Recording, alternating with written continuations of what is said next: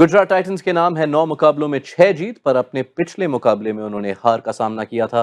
Sunrisers Hyderabad 9 मुकाबलों में 6 बार हारे हैं, लेकिन पिछला मैच जीत कर आ रहे हैं। क्या उम्मीद लगाई जा सकती है इस मुकाबले से? जानते हैं ESPN cricket for time out Hindi में, जहां पर मैच का प्रीव्यू करने के लिए हमारे साथ जुड़ रहे हैं आकाश चोपड़ा, अभिनव मुकुंद।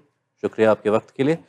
गुजरात टाइटंस कैंपेन तो बेहद सफल रहा है, लेकिन पिछले मुकाबले में राजस्थान रॉयल्स या हम कहें वैभव सूर्यवंशी के नाम जिस तरह से हारे, उसके घाव अभी फ्रेश रहेंगे। मैं तो कह रहा हूँ घाव होंगे भी नहीं। क्योंकि जब आपके सामने वो तूफान आता है, सी तूफान ने जब आके आपके घर को तबाह कर दिया ना, तो आप ये नहीं सोचते कि मैं अलग क्या कर सकता था। लेकिन जब मान लो छोटी मोटी बूंदाबांदी हो रही हो, हल्की बारिश है, तो आप कहते हो यार मैंने कुछ छतरी खरीदनी चाहिए थी, या ऐसा करता हूँ जाके ले आता हूँ।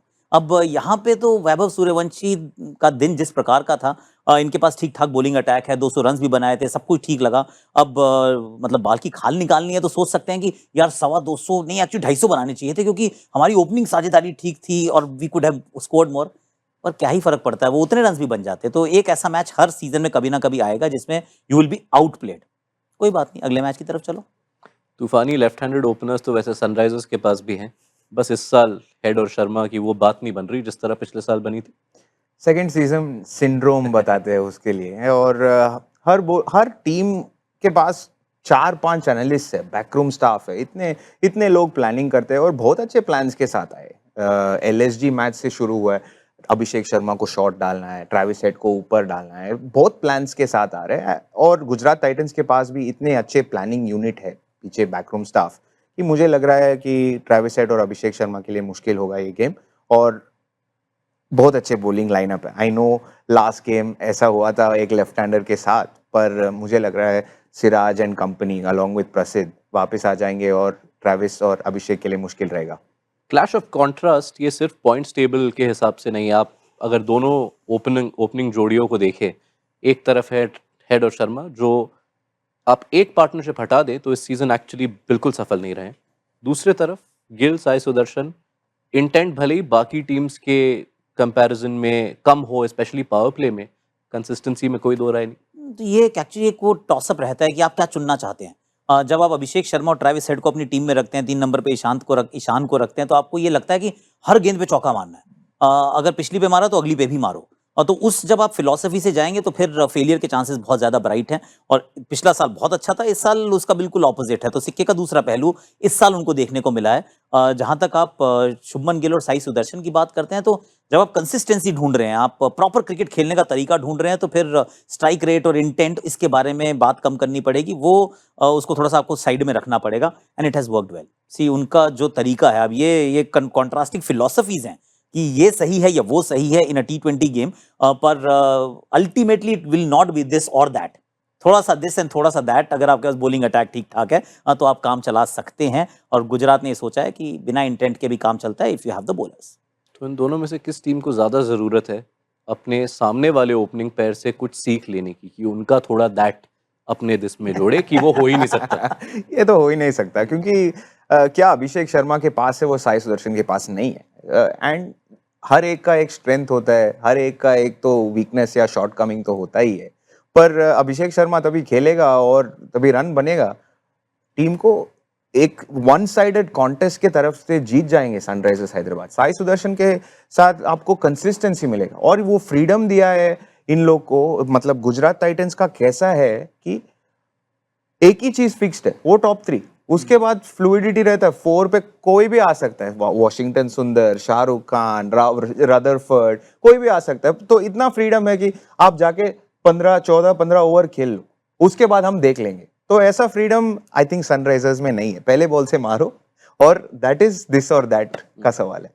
रदरफर्ड पिछले कुछ मुकाबलों में शामिल नहीं रहे हैं। पिछले मैच में करीम जन्नत को खिलाया था, क्या उस मूव से आप सहमत थे? अगर रदरफर्ड अवेलेबल नहीं है, आप किस तरफ जाएंगे? ये मैं समझ के थोड़ा सा परे था एक्चुअली कि करीम जन्नत की क्या आवश्यकता है।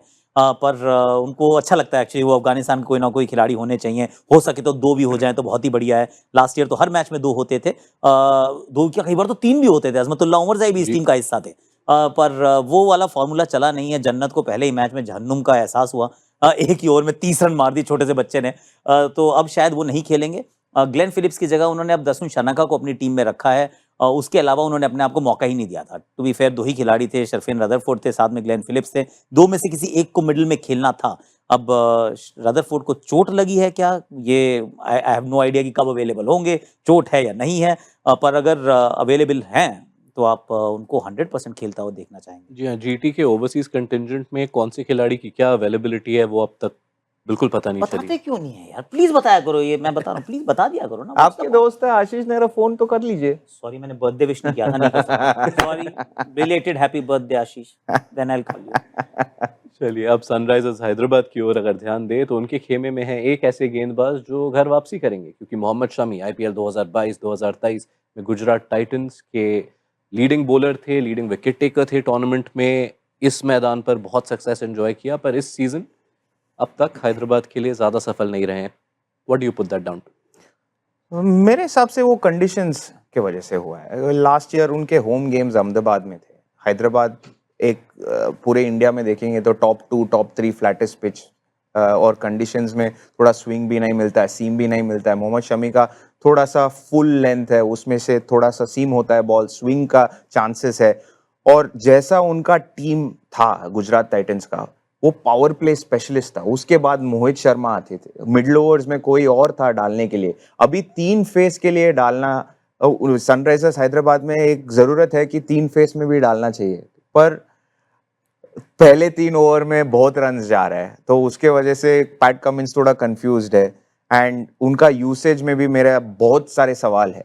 जी हाँ, क्योंकि ऐसा है नहीं कि सनराइजर्स उन्हें तीनों फेजेस में यूज कर रहे हैं। अब तक Exactly. सिर्फ 1 ओवर डेथ में और 6 ओवर मिडिल ओवर्स में। करेक्ट। तो मेरा ये है कि अगर मोहम्मद शमी का यूसेज करना है 2 ओवर के बाद, तीसरा ओवर सब लोग का रन जाता है, दे आर फोर्स्ड, एक हैंड फोर्स्ड है, क्योंकि उनका 3rd या 4th सीमर पावर प्ले में नहीं डाल सकता है। हर्षल पटेल होता है या जयदेव उनडकट, हम हमेशा उनका यूसेज 10 ओवर के बाद ही देख लेते हैं। तो then you have to bowl 3 here. उसके बाद आप थोड़ा कंफ्यूज रहते हैं कौन से स्पिनर को लेके आना है। उनका बॉलिंग अटैक ही मुझे एक तरफ से शमी और कमिंस है, दूसरी तरफ से कोई भी खेल सकता है, या Jaydev Unadkat, Zeeshan Ansari is playing regularly. So उनका 5 का कॉम्बिनेशन में बहुत प्रॉब्लम्स है मुझे लग रहा है। एंड अहमदाबाद का पिच में I think he will have little bit of success, but I don't put it down to anything else but conditions otherwise. Conditions और यूजेज को एक तरफ अगर रखें, क्या आपको कहीं लगा है कि शमी की लय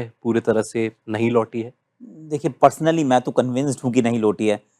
हालांकि चैंपियंस ट्रॉफी में भी ऑफ कोर्स आईसीसी ट्रॉफी उठाकर आए हैं, पर वहां पर भी लग रहा था कि वो वाला शमी नहीं आया है। कई बार वो स्पीड गन भी कई बार आपको दिखाती कि हाँ स्पीड तो अब शायद वैसी हो गई है, पर ना वो जिप नहीं है, वो पैनापन नहीं है, वो तीखापन नहीं है। हमने मोहम्मद शमी को शायद जितनी वाइडें हमने वहां देखी उन्होंने अपनी जिंदगी में कभी नहीं डाली थी। तो अब यहाँ पर भी अगर आप देखते हैं तो sometimes the pace is down, कि आप को लगता है कि उस स्पीड पे बॉल नहीं डाल रहे, उस लय से गेंदबाजी नहीं हो रही। क्योंकि खासतौर से बॉलर के दृष्टिकोण से देखें तो क्या वो 6 गेंदों में से 4 गेंदें एक ही जगह पे लगातार डाल पा रहे हैं? क्योंकि मोहम्मद शामी वो बॉलर है नहीं कि आके वो नकल बॉल भी डालें, back of the hand slower one भी हो। उनकी ताकत यही है कि एक जगह पे 6 गेंदें डाल के वो वैसे ही बाहर निकालते जाएंगे, अंदर लाते जाएंगे और आपको तंग करेंगे। लेकिन अगर वो 6 गेंदें बाहर नहीं गिर रही लगातार, तो फिर कप्तान को कॉन्फिडेंस भी नहीं रहता है। फिर जैसे रन लीक करते हैं तो आप पीछे भी उनको नहीं लाके गेंदबाजी कराते हैं। And I think that explains कि मोहम्मद शामी एक मैच में तो इम्पैक्ट प्लेयर की सूची में थे, यानी कि आपकी वो जो ओरिजिनल 11 आपने पिक की उसमें उनकी जगह नहीं थी, और उस दिन वो आए भी नहीं मैच खेलने क्योंकि अभिनव मनोहर को आना पड़ गया था। सो अगर वो उस सूची में भी नहीं है तो फिर आपको लगता है कि सीजन अच्छा नहीं गया है। जी, ना शमी का गया है, ना सनराइजर्स का गया है, पर क्या बैक टू बैक विंस वो कर पाएंगे? प्रेडिक्शन? मैं तो जीटी के साथ जा रहा हूँ। आकाश? मैं भी बिल्कुल ढोकला और फाफड़ा और जलेबी के साथ। और नेहरा जी को बर्थडे विश नहीं किया उसके नहीं, लिए? वो तो मैं कह रहा हूँ कोकोनट वाटर भिजवाऊंगा उनके लिए। शुक्रिया आकाश, अभिनव, आपके वक्त के लिए। ये सुन लिया आपने हमारे एक्सपर्ट की प्रेडिक्शन। इनका मानना है कि गुजरात टाइटंस एक बार फिर से जीतेंगे, जो उनके लिए बरकरार रखेगा एक जीत की कड़ी सनराइजर्स हैदराबाद के खिलाफ आईपीएल में।